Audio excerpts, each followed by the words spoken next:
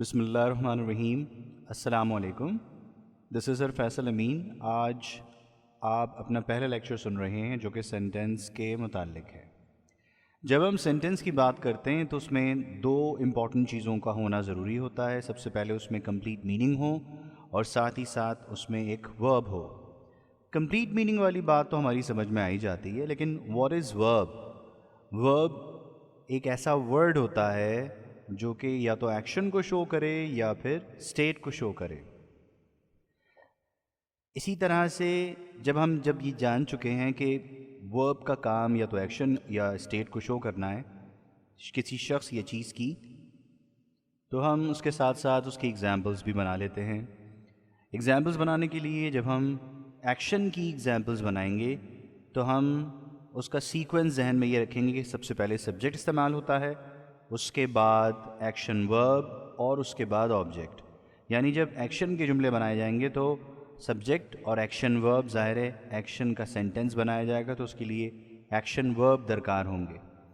اس کے بعد ہم آبجیکٹ لگائیں گے، یعنی سبجیکٹ، ایکشن ورب اور آبجیکٹ میں، جیسے مثال آئی ریکارڈ مائی وائس۔ آئی جو ہے وہ سبجیکٹ ہے اور اس کی تعریف ڈوئر ہے، ریکارڈ ایک ایکشن ورب ہے، جبکہ مائی وائس آبجیکٹ ہے اور ریسیور کہلائے گی۔ لہٰذا سینٹنس میں اگر ایکشن ورب ہوتا ہے تو سبجیکٹ کو ہم ڈوئر اور آبجیکٹ کو ریسیور کہتے ہیں۔ جیسے وی پلے ٹینس، اب پلے یہاں ایکشن ورب ہے تو وی سبجیکٹ اور ڈوئر کہلائے گا اور ٹینس ریسیور کہلائے گا۔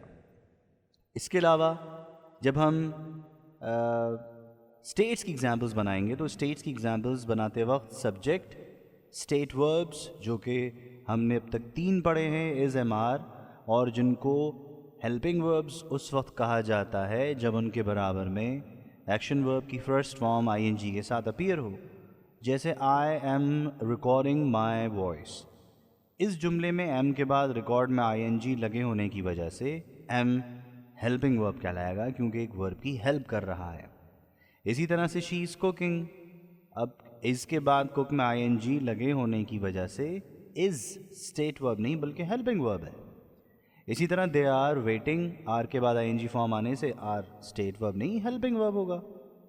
لہٰذا یہ بات سامنے واضح ہو جاتی ہے کہ از ایم آر کے بعد اگر I N G form of verb آتی ہے تو اسے از ایم آر کو ہیلپنگ ورب کہا جاتا ہے، اور اگر ایسا نہیں ہے تو ہمارے سامنے یعنی از ایم آر کے بعد جو چیز آتی ہے وہ کمپلیمنٹ ہوتی ہے۔ کمپلیمنٹ 2 طرح کے ہوتے ہیں، جیسے ایک COMPLIMENT جس کا مطلب تعریفی کلمہ، جبکہ ہم جس کمپلیمنٹ کی بات کر رہے ہیں وہ گرامر کی ایک ٹرم ہے، گرامر کی ایک اصطلاح ہے COMPLEMENT۔ تو اس کمپلیمنٹ سے مراد ہے یا تو ناؤن، ہم سب جانتے ہیں کہ ناؤن کا مطلب کسی بھی شخص یا چیز کی شناخت یا اس کی پہچان ہوتی ہے۔ اس کے علاوہ آنے والی چیز ایڈجیکٹو ہے، ہو سکتا ہے از ایم آر کے بعد کمپلیمنٹ میں ایڈجیکٹو آ جائے۔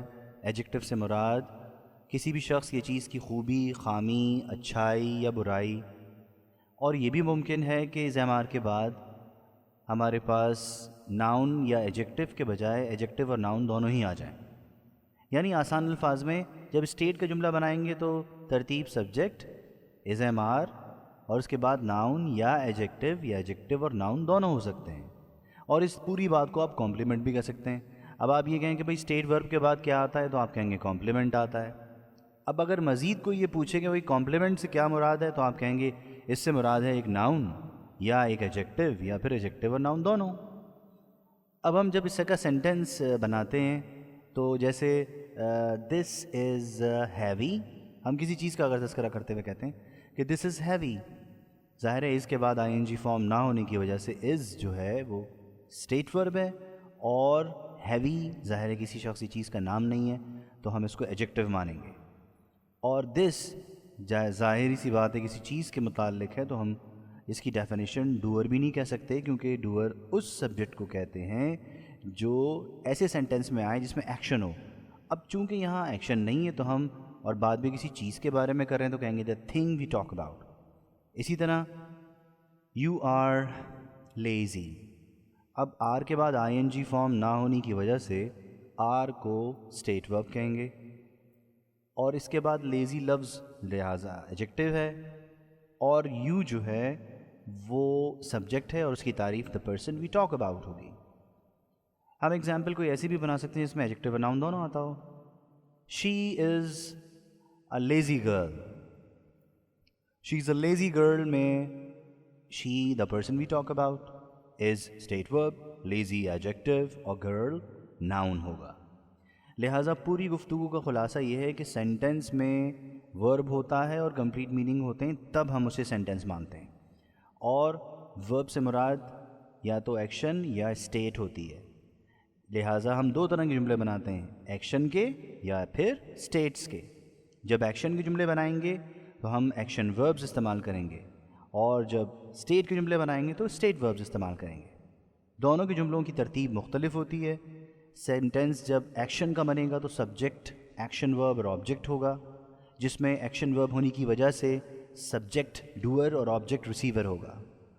اور اسٹیٹ کا جملہ بناتے وقت کی ترتیب سبجیکٹ اسٹیٹ وربز جو کہ 3 SMR ہیں، اور اس کے بعد کمپلیمنٹ استعمال کریں گے، جس سے مراد یا تو ناؤن یا ایڈجیکٹو یا پھر ایڈجیکٹو اور ناؤن دونوں ہو سکتے ہیں۔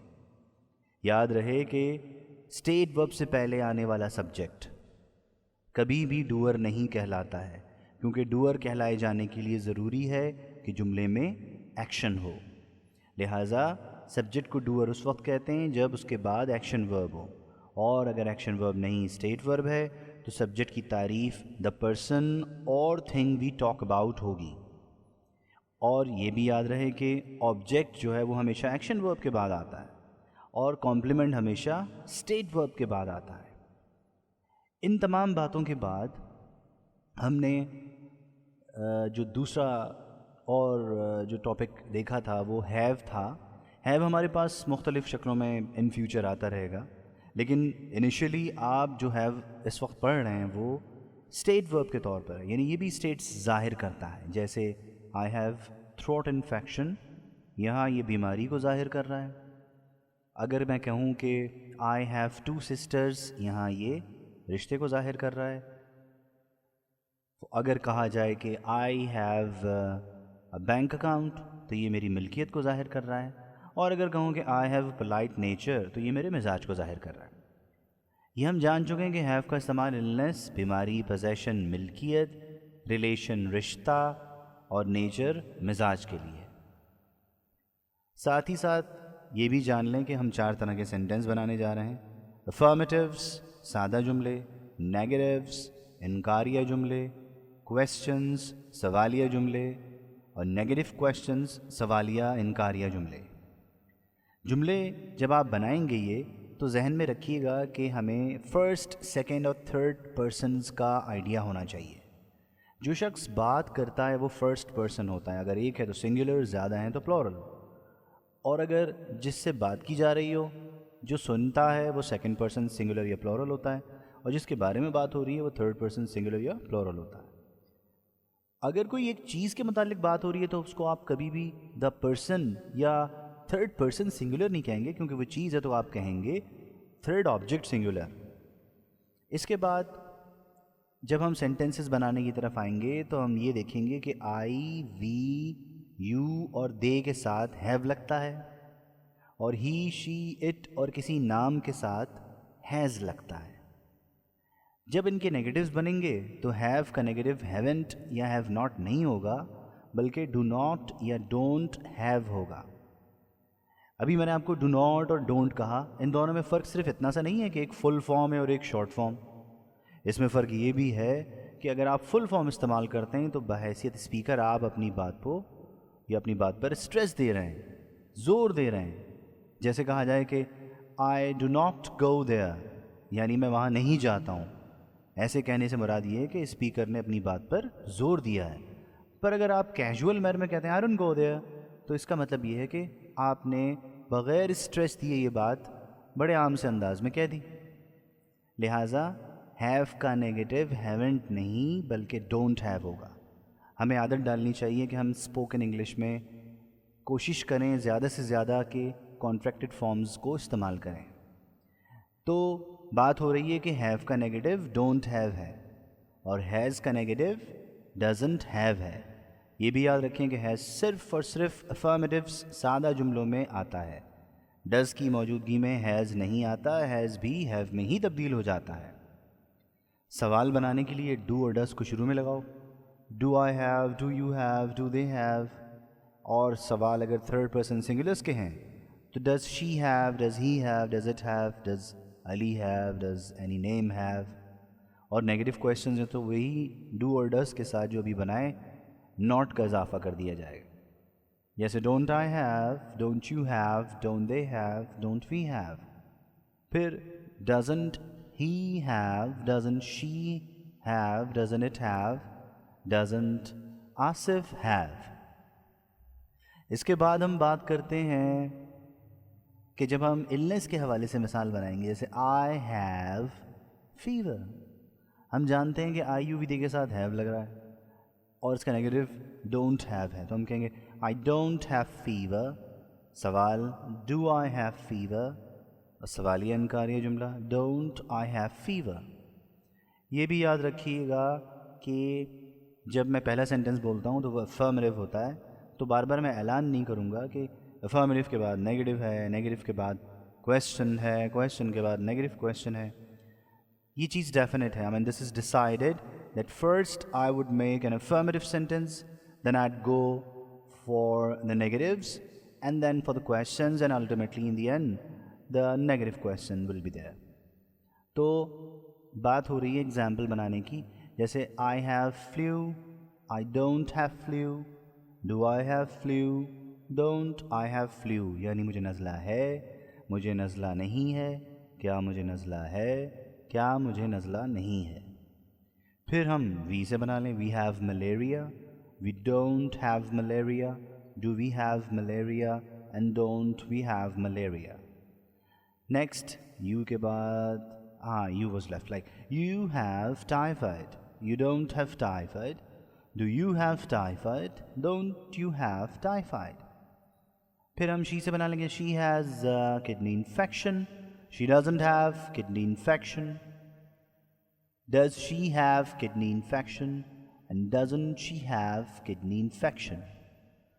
پھر ہم illness کے علاوہ possession کی examples بھی بنا سکتے ہیں. You have a flat in Karachi. You don't have a flat in Karachi. Do you have a flat in Karachi? And don't you have a flat in Karachi? پھر ہم اس کے ساتھ ریلیشنز کی بھی ایگزامپلس بنا لیتے ہیں. جیسے آئی ہیو اے نیس, میری ایک بھانجی یا بھتیجی ہے. آئی ڈونٹ ہیو اے نیس, do I have a niece, and don't I have a niece. Similarly تمہارا ایک بھتیجا ہے. You have a nephew, you don't have a nephew, do you have a nephew, and don't you have a nephew. یہ تمام مثالیں ہم نے illness, position اور ریلیشن کے حوالے سے بنائیں. نیچر کے حوالے سے بھی اور مختلف ایگزامپلس ہیں جو کہ ہم فردر ڈسکس کریں گے, اینڈ انشاءاللہ you will be listening to all those examples in the same manner.